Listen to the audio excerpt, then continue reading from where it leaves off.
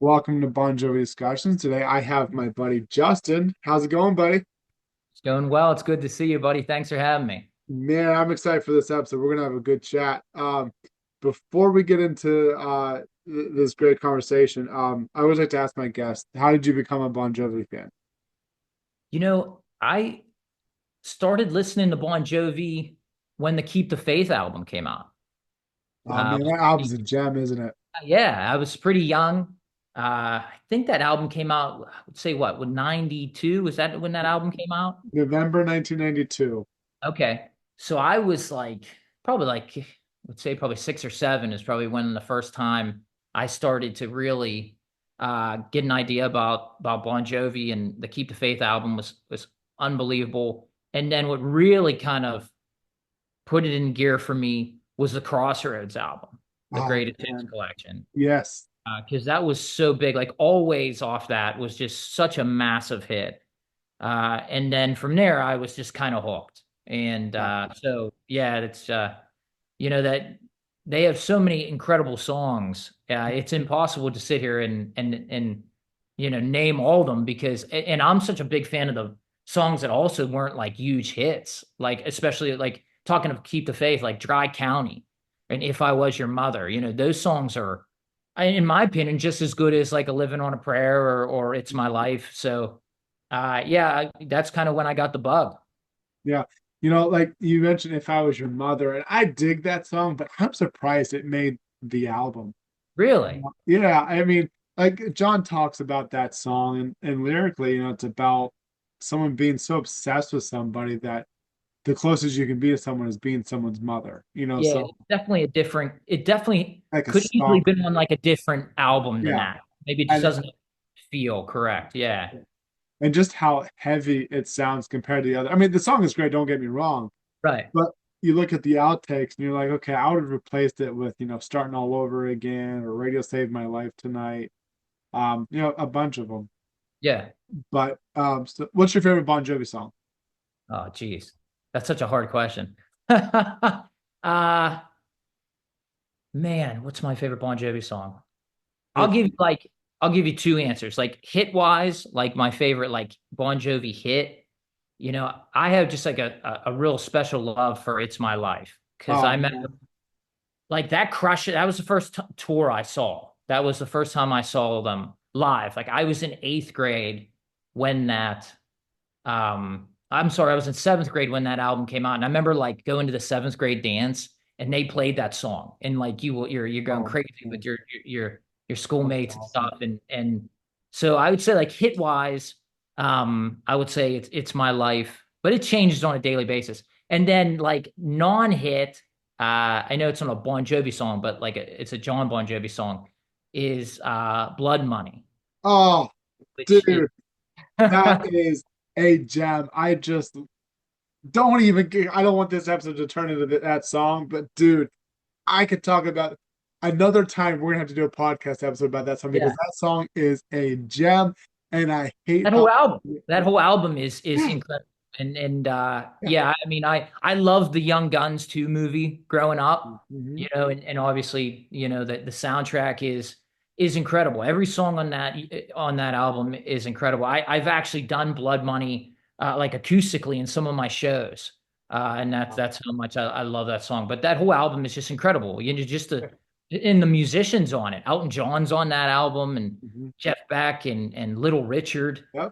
I mean, it's incredible. It's incredible. So yeah, so those are probably my two favorite, but it depending on the day, it could change easily. The two things I want to say about Blood, or the Blaze of Glory album. The one thing that I really loved about that album lyrically is that John was writing for the film, yeah, Yeah. you know, but if you listen to every single song and really listen to the lyrics, you could tell he was also writing about himself and where he was at in life, like with the band and just being burnt out and Right. coming from New Jersey. And so it's amazing how he tied himself to Billy the Kid's story and the movie and brilliant songwriting on that, and it gave John a chance to shine outside of the band. Sure. And then the second thing is, I feel like I have to, if you haven't heard it already, have you heard the full version of Blood Money? I have. This Yeah. is the extended version of. Oh man, it's a gem. Yeah, it's But incredible. let's get into our topic here. Yeah. We are going to talk, and I've been listening to this song all day. Thank I'm going to praise it. So you have a single. So for people that don't know, Justin is a artist, singer, songwriter in country, right? It's all you. country that you do. Yeah, I kind of toe that line, like country rock, country Yeah, pop kind of stuff. As long as it sounds good, that's all I care about. absolutely. So you have a new single coming out on August 1st called "Me and Bon Jovi." Yeah, Um, and not to gloat here, but I got to hear the song and I've probably played it. I'm not kidding. For anyone that's listening to the song, I'm not kidding you. It is fucking good. thank you. The chorus, and we'll get into the song here in a little bit. The chorus will pull you in for anyone that's listening. So it's called "Me and Bon Jovi." But before we get into the song, I want to give you a chance to kind of talk about how you got into music and your Yeah, upbringing, and have at it, buddy. Let's hear it. yeah. I'm originally from Pittsburgh, so I know you're a Pennsylvania guy. It's a small Hey, world. buddy. Yeah, and Erie, right? Yeah, there you Yeah, go. yeah. I a couple years ago, I sang the national anthem for the Erie Otters. Oh, did Uh, you really? Oh yeah, man, yeah, and that's they're awesome. awesome. Talk about a fantastic team and an awesome fan base. Yeah, Uh, yeah, yeah, Erie's great. I love Pittsburgh. I lived in Pittsburgh for a year, but okay. we'll talk about that off there. Yeah, Yeah, yeah, yeah. But yeah, just doing the music thing for now for, geez, like I would say probably like 15 years. And, I've been fortunate to write with some great songwriters and be on tour with some great artists and on some of my own tours. And so yeah, just, plugging along and trying to write great music. yeah. Well, then let's get so. Have is this? I'm still trying to dig into some of your other discography here. Yeah. Is this so? How many albums do you have out? So I've dropped about, I would say, like three albums, and then I've Okay. had like two or three EPs. And unfortunately, like in the world that we live in, the music world, the albums thing is kind of fading out. Yeah. Unfortunately, we're more of like It, a it, singles world. yeah, I just want to sidetrack I want to put this on the pod. I just want to sidetrack for a second. Yeah, That is what sucks about today's music yeah, industry is that people don't buy, like for example, like I just listened Haim. I don't know if you like Haim or not. yeah, But they're a great female rock band. They're great. right. And they put out a single, great single, but then I listened to the whole album from start to finish, and there's so many other great songs. And so for like that's like for like any band, I just love listening to a whole album because chances are the deep tracks are better than the hits. Yeah, I agree. And but we live in a society, especially here in America, and I think people overseas kind of do go for the deeper tracks, but here in America, it's all about the hits. And Right. so people, will, and we live in a streaming world where people can just go to Apple Music and play the song they want to hear, but then they don't listen to whatever else the artist has. And it's a shame because, like I said, I dig into so many different artists and will find deeper songs I think are so much better. Yeah, it's a shame because, Yeah. as I was growing up listening to albums, and like you said, like sometimes those B-sides and those songs that weren't hits, you preferred, Yeah. because you heard the single over and over and over and over again. Yeah. But like you said, we live in a streaming world where it's so easy. Music is so accessible now people are like, okay, well, like I want another one. I want another one. I want another one. So it's like they just want single after Yeah. single or song after song. Or which on the flip side, which really doesn't make sense, which I'm not a big fan, when people are putting out albums, they're putting albums out and like with 35 songs on it. Yeah. And I don't really understand that either. So I would love if we could still put out albums Yeah. but right now it just seems like it's, we're just, kind of gimme, gimme, gimme kind of thing. Like, what's the next one? What's the next one? So Yeah. When I was growing, especially with Bon Jovi, there was nothing more magical than going to the store, buying that new album on the first day of release, taking it home, unpackaging it, looking at the art, putting that CD in, opening up the booklet, following along each song with the lyrics, looking at the band's photography, and it just gave you a whole perspective especially Yeah. listen to the album from start to finish. And people don't get that kind of magic now. They just don't see the beautifulness in buying an album and having it physically in your hands. And Yeah. I it's mean, it's a I shame couldn't because it's I couldn't agree more. Like what I loved about albums is that I would listen to the album and you'd open up and you'd see pictures and a lot of times the lyrics were in there and then you could see who was singing background vocals. You could see who the song was written with. And sometimes, a lot of times you didn't know until you read that there was someone like an Elton John yeah, playing, on the record or, this person was playing guitar or like you heard, background vocals. Wow, that sounds like so and so. And then you would go and you would read the liner notes and you'd be, oh my, that's who it was. So yeah, unfortunately, unless, in my opinion, unless you're like a very big artist and you have a label behind you, then you could do albums. yeah, But uh, right now, it's just kind of, in my opinion, just right now we live in kind of a singles world. So, yeah. I at the last like 6 months, I've been just writing and recording. I went to London and did a couple shows and I recorded there, and then I went to Nashville and recorded there, and then bounced back from New York to Atlanta and just was kind of recording everywhere just to kind of get vibes and just kind of different feels. And I cut this song. This is one of 3 songs that I cut recently in Nashville, and I just felt like out of all the songs at this time, it just felt like this is the one to put out first.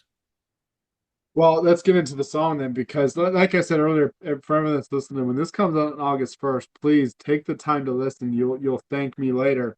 It's truly for me, it's nostalgic.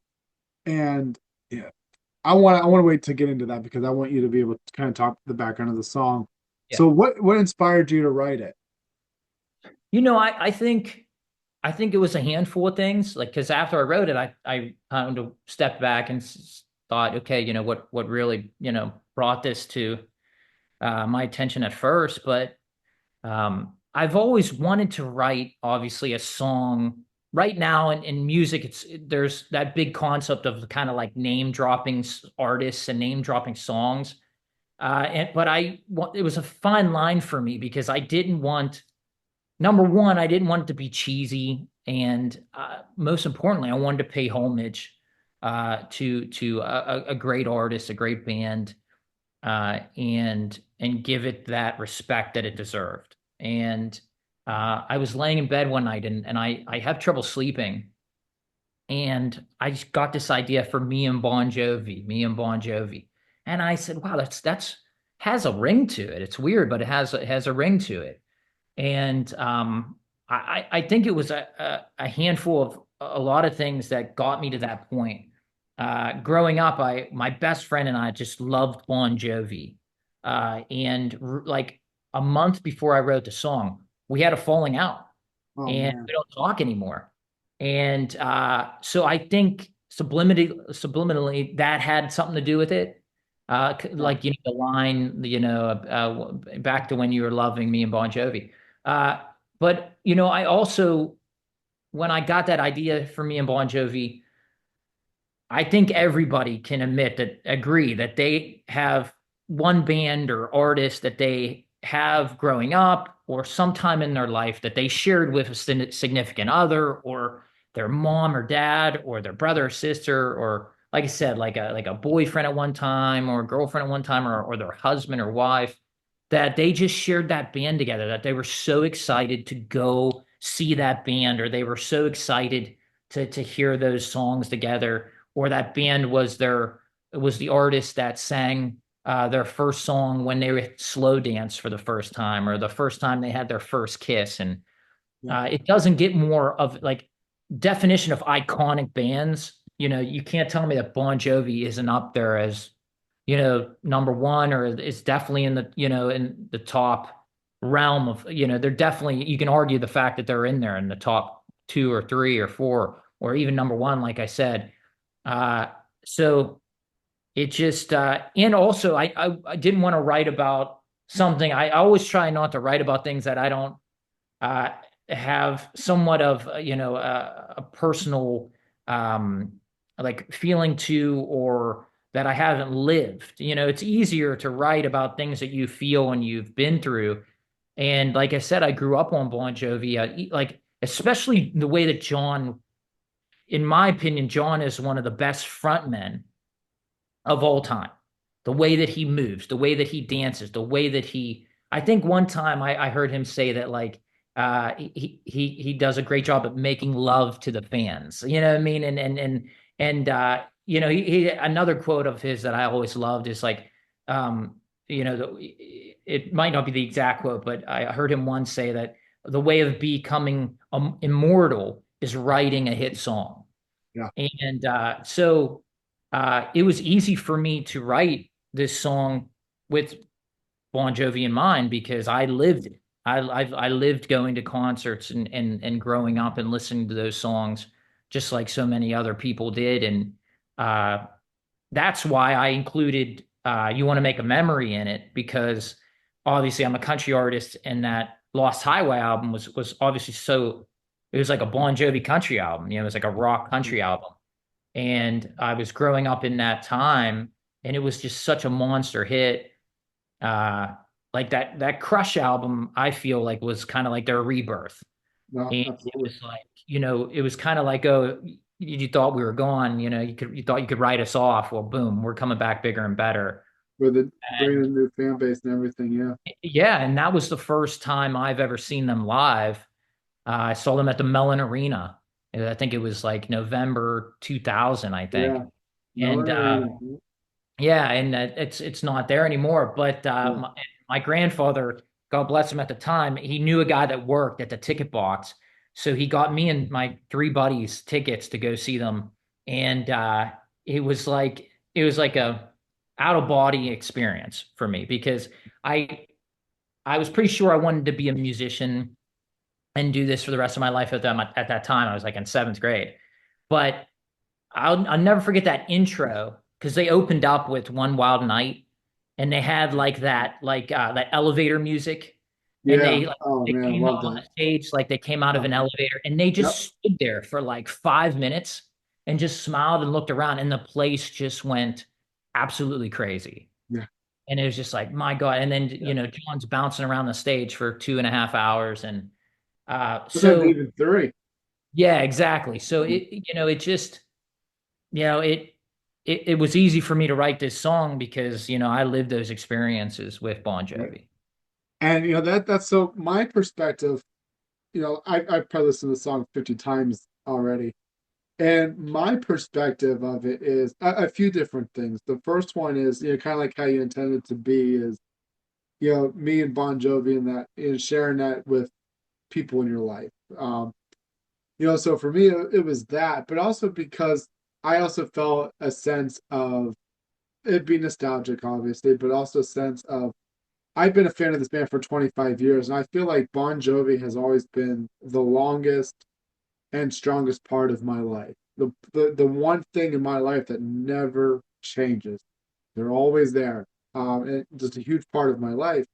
And so for me, it's like back at it and seeing all the things that I've overcome, and really, for example, like relationships. Like obviously in this song, you're basically talking about a girl that you once had and shared, Bon Jovi with, and those memories, but she's no longer with you, but you still have that favorite band, you Right. know?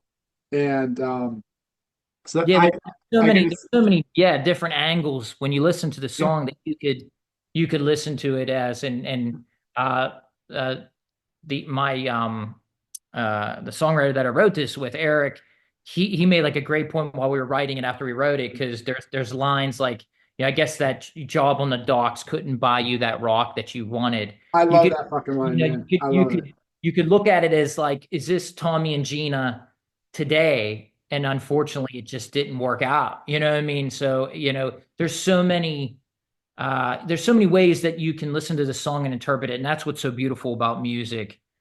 You know, like you hear it one way, it could you could think it's about this way, and then I could hear something and I can think it's completely opposite. It's so Yeah. universal, and in the end, you know, there's so much bullshit that's going on in the world, and everybody is so at odds, and we're in a. It's just been a crazy time, and the one thing that always seems to bring people together is music. Yeah, And so that's always been the goal. You know what I mean? Like, you could be you could be red, you could be blue, you could be, whatever, but in the end you could still like music together. And exactly. it doesn't matter, like, Yeah, genre is such a, genre, in my opinion, I'm not a big fan of, because you can't tell me that, oh, I don't like country music. Well, I guarantee you like at least one. You just don't yeah. know it's a country song.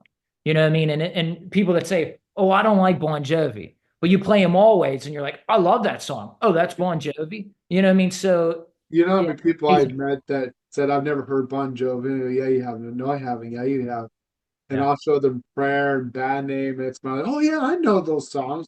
right. Bon Jovi. You Yeah, know, and that's another reason why I wanted to write the songs, because with Bon Jovi in it, obviously with the, because I got the idea for the Me and Bon Jovi, but uh, everybody in this world at least likes one Bon Jovi song. At least. I mean, I'm pretty sure they like a lot more than one, I, but I I like more than one. yeah, but it's like, I think it's impossible. I think you literally hear "Living on a Prayer" probably 25 times a day. Whether you hear it on your radio, whether you hear it, at the grocery store, Yeah, you hear it everywhere. So yeah, I mean, it's just like I said, they're the true definition of an iconic band. absolutely. One other thing I want to say about this song, or my perspective of it is being able to share this band with people throughout your life. Like I remember being a little boy and just wanting to show my dad all of the different albums and all the different songs, and then trying to show my friends, and then trying to show all the girls that I was dating, and then my wife, and and so it's kind of you how do I want to word this? Just being able to share your favorite band with Yeah. people that come and go in your life, and like this is what's important to me, and sharing that bond with other people. And Um, that's the whole premise of this song. yeah, Sharing this band with someone special, and whether that person is gone now or not, um, you can always kind of go back to that moment, because you can just hear exactly. that song, and that's what's a beautiful thing about music, is, you might not think of a moment for years, 15, 20 years, but you hear a song, it takes you right back. Like, Yeah, you can smell the ocean, or you can feel a kiss, or an embrace. So yeah. and that's the premise of this song, is just like, man, when I was listening to Bon Jovi with this person, it was probably the best time of my life. What I would do to go back to that. Exactly. Yeah. You said it perfect because there's songs that I'll listen to them. It takes me like Seat Next to You, which is off the Lost Highway album. Yeah, fantastic, underrated song. Yeah, that album came out right before my dad died. That was the last tour that I saw with my dad. And when he died, I played Seat Next to You on repeat over and over and over and over and over. And so I hear that song, I think of of those days. And then good times, bad times. Yeah, I'm sorry to hear that about your dad, but Yeah, yeah, I'm sorry about that. yeah, or so yeah, it's funny too because like you listen to like when I think of Lost Highway, I think of the summer of 2007 Yeah, or 2020, the fall of 2020 and what the world was going through that year, yeah, stuff like that. So another thing I love about this song too, and I think any die-hard Bon Jovi fans really gonna get a kick out of this, is when you listen to the lyrics, uh, picking out all the Bon Jovi references, all those different songs that you were name dropping, and so that was kind of fun for me to really to do when I was listening to the song. nice. I don't want to give all the lyrics away, but I do want to name a couple lines that I Yeah, really did enjoy. Just a little bit of a teaser, if that's yeah, okay with yeah, you. yeah. Absolutely. My first one was wannabe runaway. She was a wannabe runaway, and I just gave love a bad name. I think I love the way that you delivered that line. It's clever. I love it. It's awesome. Thank you. Yeah, we just didn't want to just throw out the obvious titles. We kind of wanted to, we did obviously in the chorus, but in those verses, we kind of wanted to flip them. Instead of saying "you give love a bad name," we said "and I just gave love a bad name." Yeah, and talking about, instead of saying, oh, she was a runaway, she's a wannabe runaway, meaning she was a good girl, but she kind of wanted to be a bad girl kind of thing. yeah. Another one that I loved too was I up and ran away when we were halfway there. Guess it could have been good. We could have made it, I swear. Obviously, that's a Living on a Prayer reference. So you weren't really just name dropping Living on a Prayer, but you were enticing a story into lyrics, into Yeah. Living on a Prayer, that makes sense. So I thought, and then the next line is something about not being able to afford the rock. I forget how you word. How did you word that line? Yeah, like yeah, I guess that rock that I bought on the docks, didn't buy that rock that you wanted. Yeah, Yeah, like the Tom used to work on the docks. Obviously, is yeah, the play on that. So we wanted to pay homage to it, but we just didn't want to be like we wanted to write a really, really good song, a yeah, meaningful song, and just not just throw out. There's a lot of songs out there where people just throw out the titles of songs. You know what I mean? And yeah, there's nothing wrong with that, but I wanted people to really like sink into it and be like, "Oh my God, like that's a Living on a Prayer reference." But I also wanted it to be a song where even if you really don't like Bon Jovi or you're not a big Bon Jovi fan and you don't get the references, you can still relate to the references. absolutely. Were there any song references that you wanted to put in the song, but it just didn't work? Uh, no, I mean, it was easy for me because I'm a big Bon Jovi fan, so they just kind of popped out at me, and um, there wasn't this song just when we were writing it. There's times when you're as a songwriter, there's songs that you can write, and they're like grueling. It's a grueling process, and it could take days, weeks, months, years to finish a song. This song just flowed. Like I just had that idea for Me and Bon Jovi, and when I got to Nashville with my songwriting partner. I said, "Hey, I got this idea for Me and Bon Jovi," and it just kind of flowed. And like sometimes, like that doesn't happen often for me. Sometimes it takes time and it's grueling, and it's like I'm not a big fan of writing songs. I'm a songwriter, obviously, but the writing songs for me is hard. It's therapeutic, but I'm mentally and physically exhausted afterwards. It takes Yeah, everything out of me. But I love the process of finishing a song and putting it out there for the world to yeah, hear and hopefully embraced. But for this song, I feel because I felt like this song needed to come out of me. So it was just easier for me um, and I used songs that were very influential to me. Like "You Want to Make a Memory" was one of the first times I performed. I was learning covers, and that was one of the songs that I was learning to perform. And that Lost Highway album is one of my favorite albums. So I actually I got a tweet yesterday from a Bon Jovi fan that said, "I really like how you put Memory and you put one of the newer songs in. It wasn't just all the typical like Living on a yeah, Prayer, the You Give Love a Bad Name, the Wanted Dead or Alive." So I appreciated that, but yeah, it was easy for me. Like it just flowed, and I'm grateful for that. yeah. And Memory is my favorite song. So when I heard that in the chorus, like I said, the chorus is what really pulled me in, and I've been singing it in my head all day long. Well, that's a good thing. Yeah, I'm glad it's catchy. So that's a yeah, we're it is. something. I can't wait for people to hear because I know you put out a little snippet of it yesterday, and I retweeted you. Yeah, And I thank you. had so many people, write me and or message me, and I know they wrote you as well. When's the song come out? How can I find it? Blah blah blah. And I know we were going to do this later this month and release it when the song came out, but I think so many people were really drawn to it. I was like, okay, we got to do this podcast episode now. Okay. Yeah, And I truly think that the fan base is really going to love it. I really do.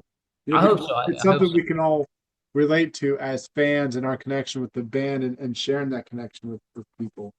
Yeah, I mean, I appreciate that, and I hope they love it like I do, and I hope that they make it a part of them, and like I'll let a little teaser out. We're gonna do like a campaign, like a TikTok campaign, asking people what's their Me and Bon Jovi moment.